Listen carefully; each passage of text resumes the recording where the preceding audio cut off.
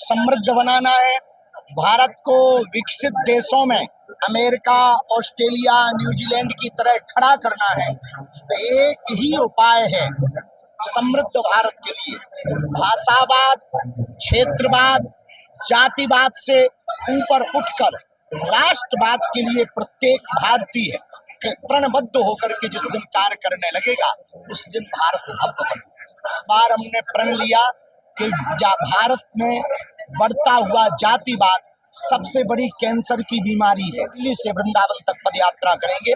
7 नवंबर से 16 नवंबर तक बांके बिहारी के चरणों में जाएंगे और ब्रज क्षेत्र को नशा, मदिरा, मांस मदिरा विक्रय मुक्ति का प्रण लें। सा अभी तो एक ओपीडी की व्यवस्था की जा रही और एम्बुलेंस की व्यवस्था की जा रही।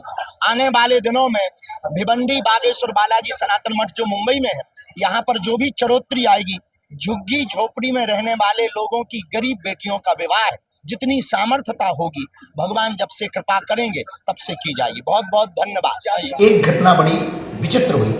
एक बात से हम अपनी बात प्रारंभ करना चाहते हैं और शायद आप हमारी बात को समझ पाएंगे। वेदव्यास, महर्षि वाल्मीकि, मीरा, सूरदास, रैदास, कबीरदास, सबने भगवान की चर्चा गाई। इनकी ना जात पूछी गई, ना इनका पता पूछा गया। इनकी वाणी ही इनकी पहचान, भगवान का नाम ही उसकी पहचान होती। कौवा कर्कश बोलता है, लेकिन रामचरितमानस में कालभूषुंडी जी महाराज की महिमा। इसलिए जाति न पूछो साधु की, पूछ लीजिए ज्ञान, मोल करो ना तलवार का, ना तो पड़ी रहे दो मयान। भगवान की कथा, भगवत चर्चा, सत्संग, सनातन का प्रचार किसी जाति विशेष का नहीं है। भगवत चर्चा और सत्संग, भगवान की वार्ता, भगवत कथा को कहने का अधिकार सबको है। भगवान की कथा सब कह सकते हैं, कोई इसमें दोषी नहीं, न हस्तक्षेप है। इसीलिए हमारी प्रार्थना, अगर भारत को हिंदू राष्ट्र बनाना है तो क्या भारत ऐसे हिंदू राष्ट्र होगा? नहीं हो सकता।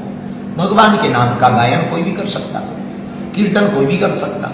जुलाहा भी कीर्तन करता रहा, रविदास जी भी भजन गाते रहे, गुरु नानक ने भी राम के शब्द गाए हैं, राम पर चर्चा की है, मीराबाई ने भी कृष्ण के गीत गाए हैं, कबीरदास ने भी राम पर चर्चा की है, रैदास ने भी राम पर चर्चा की है।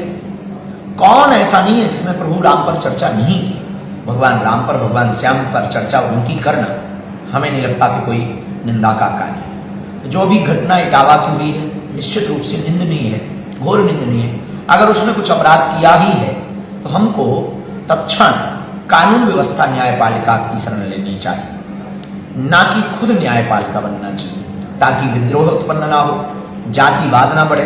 और जो राजनेता वर्तमान में राजनीति के नाम पर रोटियां सेंक रहे हैं, उनको मुंह तोड़ जवाब मिल सके। अब वो अपनी राजनीतिक कास्टवाद के नाम पर रोटियां ना सेंकें। भारत को हिंदू राष्ट्र बनाने के लिए कास्टवाद से ऊपर उठकर राष्ट्रवाद की ओर चलना पड़ेगा। नमस्कार, मैं हूं अशोक गुप्ता। इस वक्त हूँ भिवंडी के बागेश्वर धाम में। प्रयागराज से जहाँ पे कुंभ लगा था, वहाँ से द्विवेदी एक भक्त आए हैं यहाँ पर भिवंडी में। क्या कहना है आपका? नमस्कार, जय बागेश्वर धाम, जय सनातन मठ, बालाजी सरकार की जय। मेरा नाम देवेश द्विवेदी और मैं प्रयागराज का निवासी हूँ।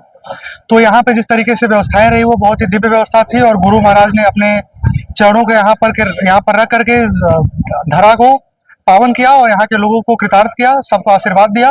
और जहाँ तक जानकारी मिल रही है कि अगले 2 महीने बाद इसी धरा पे फिर से पूज्य गुरु जी का आगमन होगा और लोगों के मन में गुरु जी के प्रति आस्था देख करके बहुत ही अच्छा लगा। और इसी तरीके से आप लोगों से भी अनुरोध है कि सनातन धर्म को बढ़ावा दें और इस संस्कृति को, अपने कल्चर को आगे बढ़ाएं।